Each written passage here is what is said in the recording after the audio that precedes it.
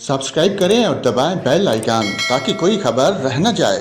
नाज़रीन, महंगाई से सताए अवाम के लिए खुशखबरी। पेट्रोलियम मसनूआत की कीमतों में कमी के बाद निगरान वज़ीर आला मोहसिन नकवी ने बसों के किरायों में कमी का ऐलान कर दिया। उन्होंने कहा कि पेट्रोलियम कीमतों में कमी के बाद ट्रांसपोर्टर को बसों के किराए कम करने के लिए 48 घंटे की डेडलाइन दी थी, जिसके बाद ट्रांसपोर्टेशन से मुज़ाकरात किए गए जो कामयाब हो गए। डीजल वाली बसों के किराए 10% कम हुए हैं और पेट्रोल वाली बसों का किराया 15% कम हो गया है। वज़ीर आला ने मज़ीद खुशखबरी सुनाते हुए कहा कि पंजाब में दालों की 20 से 30 रुपए कीमत कम की गई है। घी की कीमत में भी 15 रुपए फ़ी किलो कमी हुई है और चिकन की कीमत में भी 15% कमी हुई है, जबकि पोल्ट्री में भी 12 से 15 रुपए फ़ीसद कमी की गई है।